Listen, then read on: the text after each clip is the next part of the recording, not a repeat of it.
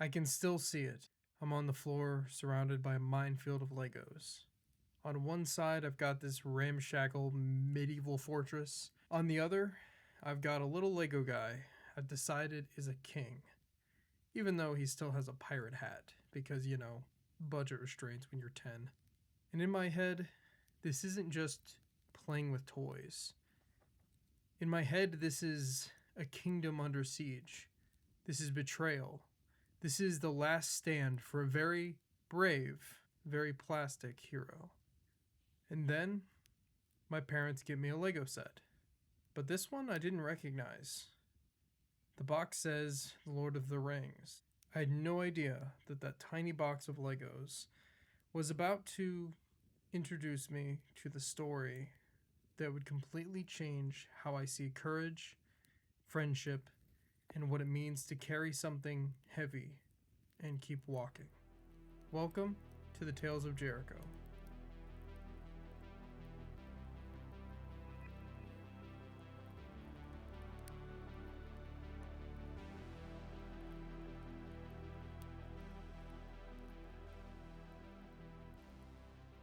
So, if you're new here, hi, I'm Jericho, and this is basically my story campfire. This series is where we pull up a chair and talk about stories in all of their forms. Movies, TV, mythology, folklore, tabletop campaigns, weird urban legends, and the worlds we're building ourselves.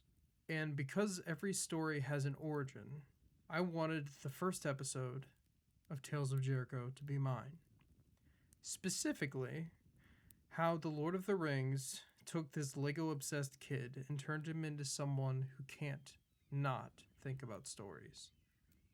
If you're a general film nerd, a story nerd, or just someone who's ever felt like a movie you saw you a little too clearly, trust me, you're in the right place. Before cameras, before editing software, before I even knew what cinematography was, I had Lego. I was that kid who didn't just build the set out of the box. I would build it and then take it apart and then mash it up with 3 other sets, and suddenly it was like, this guy is a knight, but also a wizard, and also for some reason he's in space now. Roll with it. But the important thing is, it wasn't just smashing bricks together. I was telling stories in my head. There were characters, there were arcs, there were dramatic betrayals where one minifigure turned and joined the bad guys. And yes, sometimes it was just an excuse to knock everything over. But even then, there was a reason in my mind. At the time, I didn't even think of that as storytelling. It was just play. But looking back now, those were my first writer's rooms. The floor was my set, the hands were my camera. And my brain was already obsessed with how to build a world from nothing. Eventually, I started making stop motion with my friends. We'd set up extremely janky little scenes, move a Lego guy a fraction of an inch, take a picture, repeat that until our backs hurt, and then we would watch the 5 seconds of footage and feel like we'd just directed the next big fantasy epic. And again, I didn't have the language for it yet, but that was the first time I felt that rush of, oh, I can make something that didn't exist before. We'll come back to that. Alright, quick break from the tales. You ever have one of those days where your brain's like, hey, we're supposed to be focusing, and your energy's like, yeah, about that. No, that's where Dubby Energy comes in. Dubby is a clean powdered energy drink you just mix with water. No sugar, no weird artificial colors, and no I regret everything crash afterwards. It's built to give you steady energy and laser focus, whether you're gaming, editing, or just trying not to fall asleep mid-scroll. And here's the fun part. If you go to dubby.gg and use the code JerichoPod at checkout, you can get 10% off your next order. You mix it up, take a sip, and it's just, whoa, more energy, less money, pretty much the dream combo. Oh yeah, it's all coming together. So, If you want clean, jitter-free focus, and you want to support the show at the same time, hit up Dubby. Use code Jericho Pod and get 10% off your next adventure fuel. Alright, back to the story. So there I am, deep in my medieval Lego area, when my parents bring home this set, the Mines of Moria.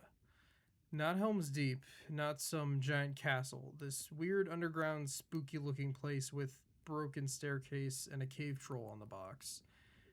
At first, it was not about Tolkien for me at all. Just more Lego guys with swords and an elf. To me, it was just a cool set. Around that same time, I ended up watching what I will politely call the vegetable version of Lord of the Rings. VeggieTales, Lord of the Beans. I'm sitting there watching these talking vegetables go on a parody quest, and my cousin is next to me giving me the director's commentary. You know, this is based on a real movie, right? The actual story is way more intense. And that logged in my brain. If the parody was this fun, what did the real thing look like? So, I start asking my parents if we can watch the actual movies. And eventually, they say yes. New Line Cinema logo comes up, the music swells, we get to that opening narration, and suddenly I realize this world my Lego sets came from is enormous. The Shire is cozy and real. Rivendell feels like this impossibly beautiful place you could only get to if someone invited you. And the story kicks in. This tiny, quiet hobbit in a big, dangerous world, handed this massive cosmic problem and told essentially, hey, you have to carry this. It was the first time I remember thinking, stories can feel this big.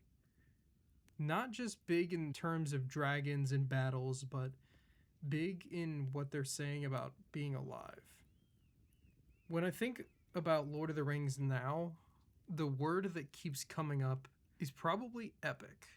Not just in the giant armies sense, epic in the scale of the journey and the weight of the burden.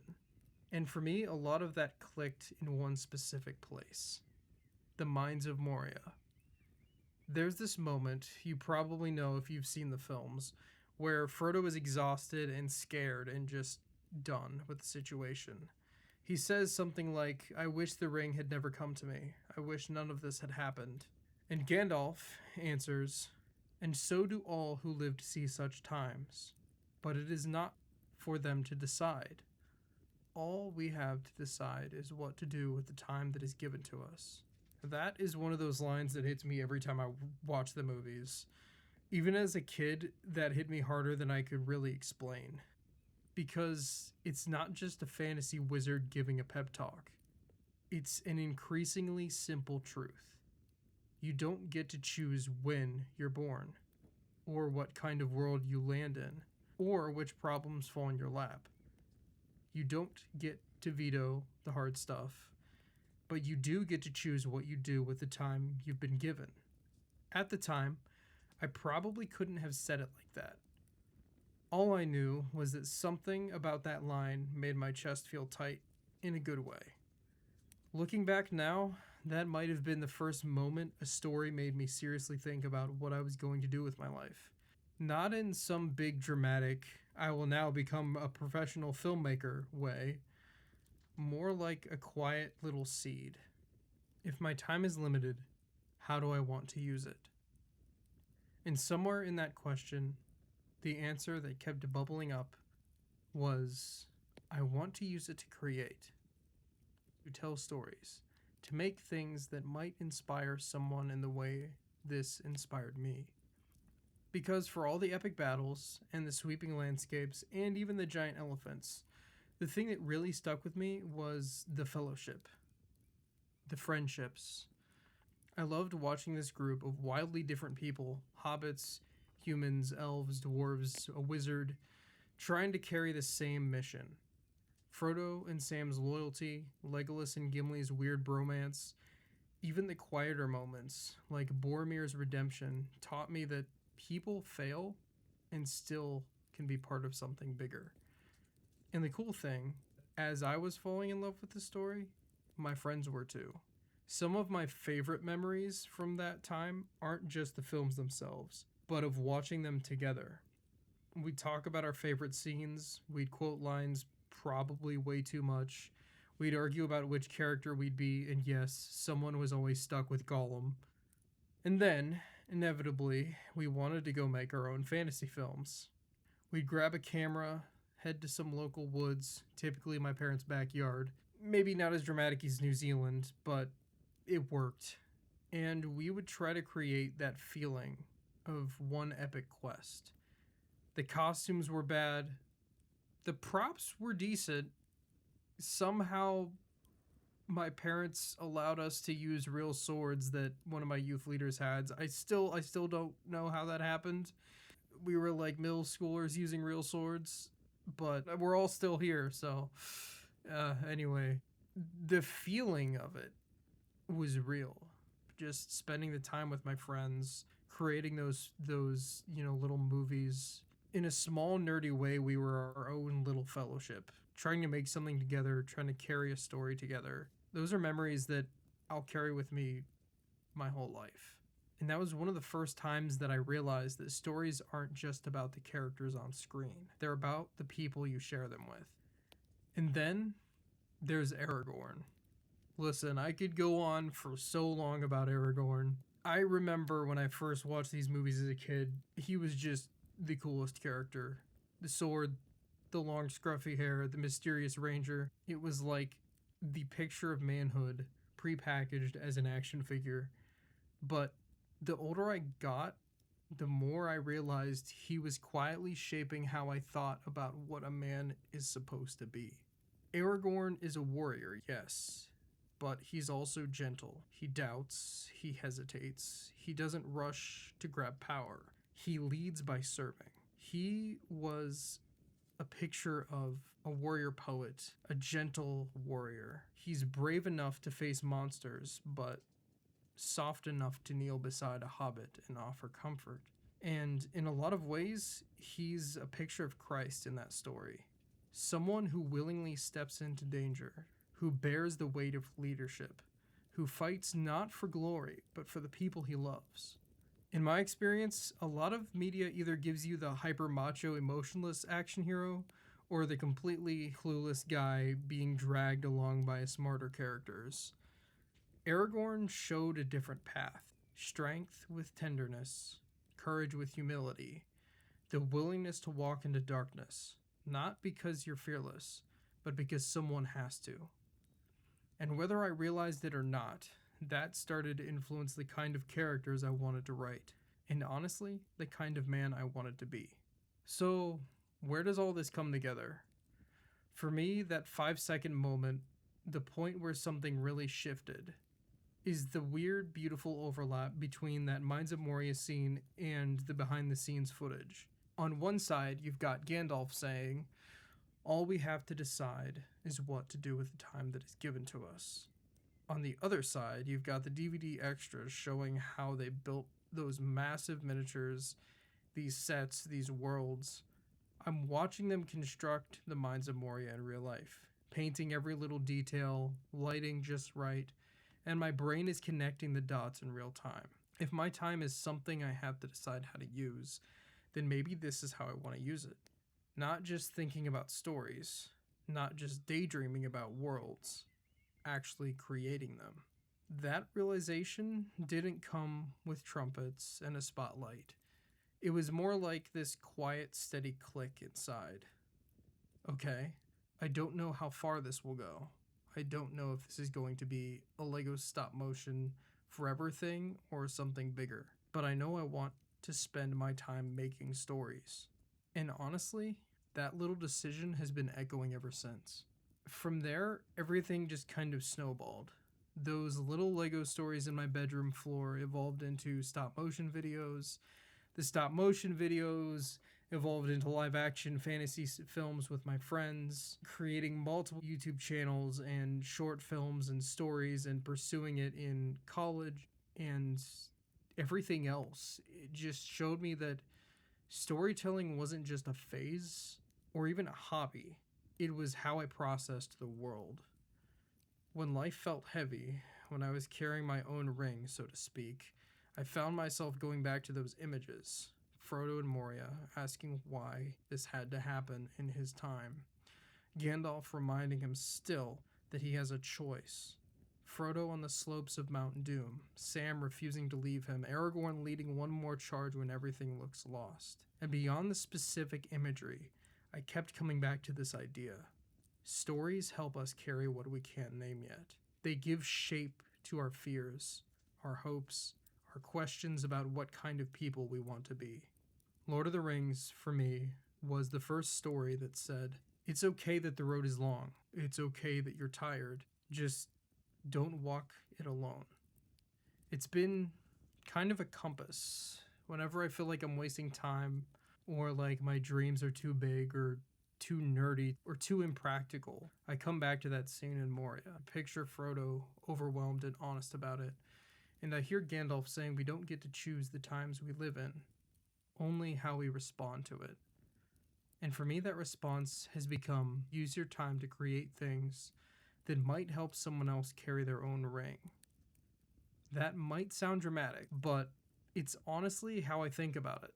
Every video I make, every little story idea, every campaign I run in D&D, every script I write, it's all part of asking, how can I use the time that's been given to me in a way that inspires, encourages, or at least gives someone a little bit of wonder? And that's a big part of why Tales of Jericho exists in the first place. So, why am I telling you all this? Well, I want this platform, this Tales of Jericho, to be the long-term ripple of those childhood moments. It's me as a kid on the floor with Legos, but the pieces are movies, myths, games, and stories we're all carrying. It's teenager me with a cheap camera and a friend in a thrift store cloak, except now the stage is a bit bigger and the fellowship includes you. Here, we're going to dig into stories like Lord of the Rings, sure, but also cartoons, animation, folklore, tabletop campaigns, and the weird, wonderful tales that don't always get a spotlight. We'll talk about what they teach us about growing up, about fear, about identity, about manhood, about faith, and about creativity. And hopefully, along the way, we'll build some new stories of our own. So, if you've made it this far, first of all, thank you.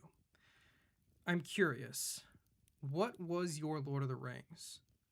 Not necessarily literally that series, but the story that broke your brain in the best way possible. The one that made you go, oh, stories can do this. Maybe it was a movie, maybe it was a book or a game, or even a D&D campaign your friends ran that you still think about years later. Tell me about it in the comments. I would genuinely love to hear your origin stories. And if you're into this kind of thing, digging into the guts of stories and talking about fellowship and burden and what it means to be a warrior poet in a messy world, and maybe building a few worlds together along the way, then you might want to stick around, because this is just the first Tale of Jericho.